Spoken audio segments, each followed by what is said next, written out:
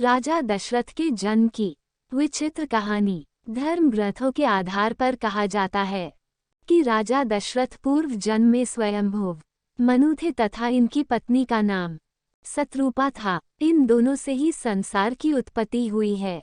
इन्होंने भगवान विष्णु की घोर तपस्या की थी तथा दशरथ कौशल्या के रूप में भगवान विष्णु के माता पिता होने का वरदान प्राप्त किया था। महाराज दशरथ के जन्म की कहानी विचित्र है। बताया जाता है कि ब्रह्मा जी से मरीचि का प्रादुर्भाव हुआ था, जिनके पुत्र कश्यप जी थे।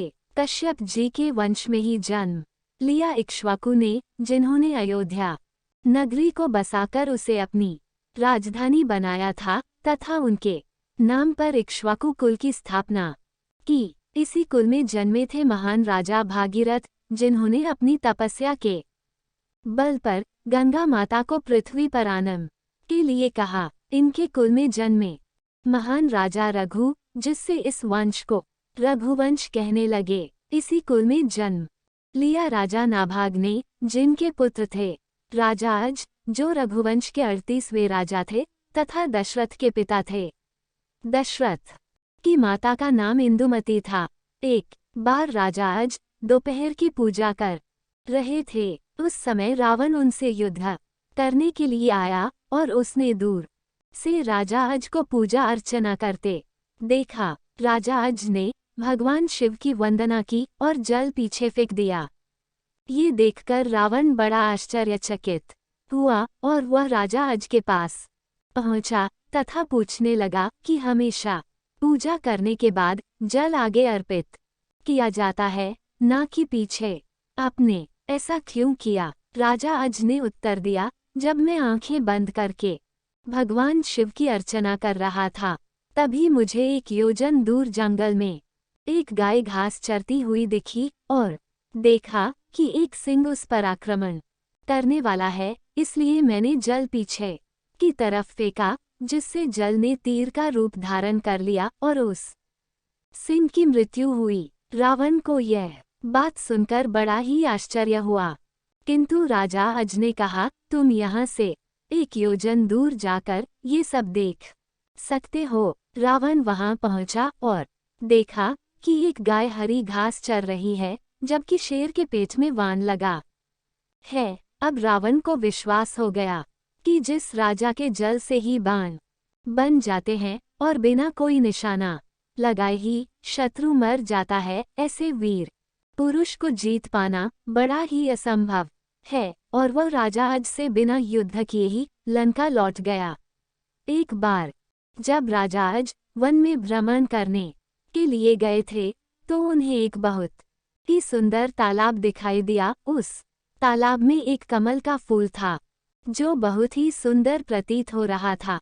उस कमल को प्राप्त करने के लिए राजा अज तालाब में कूद गए, किंतु राजा अज जितना भी उस कमल के पास जाते, वो कमल उनसे उतना ही दूर चला जाता और राजा अज उस कमल को नहीं पकड़ पाए। तभी एक आकाशवाणी हुई कि हे राजन, आपको कोई संतान नहीं है, आप इस कमल के योग्य नहीं है। ऐसी भविष्यवाणी ने राजा अज के हृदय में एक भयंकर आघात किया। राजा अपने महल में लौटकर आए और उन्हें संतान की चिंता रहने लगी, क्योंकि उन्हें संतान नहीं थी, जबकि राजा अज भगवान शिव के बड़े भक्त थे। कुछ समय बाद भगवान शिव उनकी इस चिंता से व्याकुल हो उठे और उन्होंने धर्मराज को आदेश दिया और कहा, तुम ब्राह्मण के भेष में अयोध्या नगरी पहुँचो, जिससे राजा अज को संतान की प्राप्ति होगी। धर्मराज और उनकी पत्नी ब्राह्मण और ब्राह्मणी की वेश में उसी क्षण सरयू नदी के किनारे कुटिया बनाकर रहने लगे। एक बार धर्मराज ब्राह्मण के रूप में ही राजा अज के दरबार में गए और उनसे भिक्षा की याचना करने लगे। तब राजा ने अपने खजाने में से ब्राह्मण को सोने की अशर्फियां देनी चाहिए, लेकिन ब्राह्मण ने कहा कि यह धन तो प्रजा का है, आप अपना कुछ दीजिए। तब राजा अज ने अपने गले का हार उतारकर ब्राह्मण को देने लगे, किंतु ब्राह्मण ने फिर मना कर दिया कि यह भी प्रजा की ही धन संपत्ति है। इस प्रकार राजा अज को बड़ा दुख हुआ कि आज एक ब्राह्मण उनके दरबार से खाली हाथ जा रहा है। तब राजा अज रात्रि में एक मजदूर की वेशभूषा बनाते हैं और नगर में काम के लिए निकल जाते हैं। वो एक लोहार के घर पहुंचते हैं और वहां काम करने लग जाते हैं। पूरी रात वे बड़ी मेहनत से लोहे का काम करते हैं, जिसके बदले में उन्हें 1 टका मिलता है। राजा 1 टका लेकर ब्राह्मण को टेने उनके घर पहुंचते हैं, लेकिन वहां ब्राह्मण उपस्थित नहीं था। राजा ने वो 1 टका ब्राह्मण की पत्नी को दिया और कहा कि इसे ब्राह्मण को दे देना, यह मेरी मेहनत का कमाया हुआ है। जब ब्राह्मण आया तो ब्राह्मण की पत्नी ने वह टका ब्राह्मण को दिया, किंतु ब्राह्मण ने उस टका को जमीन पर फेंक दिया। अचानक आश्चर्यजनक घटना हुई। ब्राह्मण जहां टका फेंका था वहां एक गड्ढा हो गया और टका गड्ढे में समा गया। ब्राह्मण ने उस गड्ढे को खोदा और उसमें से सोने का एक रथ निकला तथा आसमान की तरफ चला गया। इसके पश्चात ब्राह्मण ने फिर गड्ढा खोदा तो दूसरा सोने का रथ निकला और आसमान में चला गया।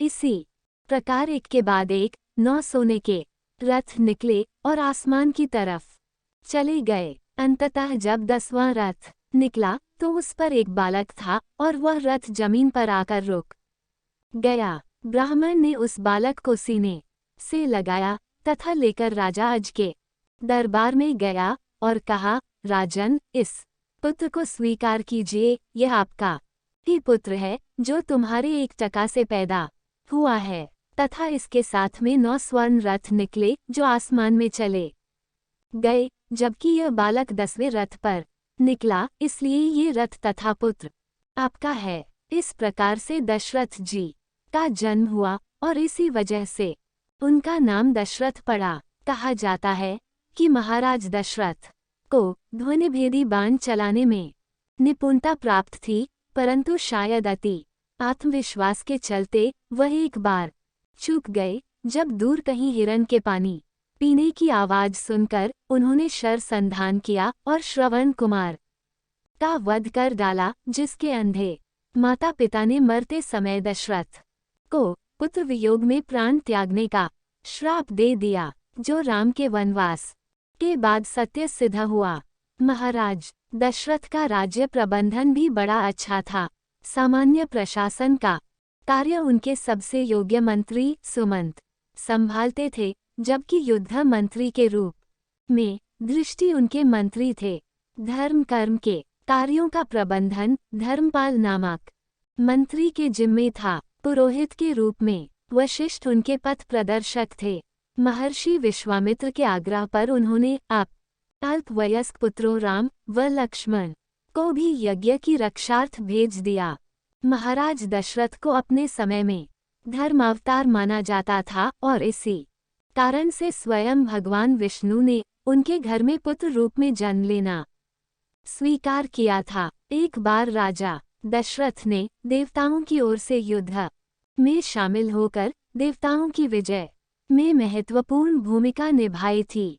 इसी युद्ध में कैकेयी उनकी सारथी के रूप में गई थी और एक अवसर पर जब दशरथ के रथ की धुरी टूट गई थी, तब कैकेयी ने अपनी उंगली को धुरी की जगह लगाकर उनकी प्राण रक्षा की थी। इससे प्रसन्न होकर ही दशरथ ने कैकेयी को 2 वरदान देने का वचन दिया था, जिनका उपयोग कैकेयी ने राम को होने जा रहे राजतिलक को रुकवाने तथा भर को राजगद्दी दिलवाने के लिए किया था। बाद में यही वरदान महाराज दशरथ की मृत्यु का कारण बना। राम राम तो सब जपें, दशरथ जपे न कोय। एक बार दशरथ जपे तो सहस्र राम जप होए। दोस्तों, आपको ये कहानी कैसी लगी? कृपया कमेंट करके जरूर बताएं। वीडियो पसंद आया हो तो लाइक करें और ऐसी ही और भी बहुत सारी कहानियों, कथाओं एवं जानकारियों के लिए चैनल को सब्सक्राइब जरूर करें। धन्यवाद।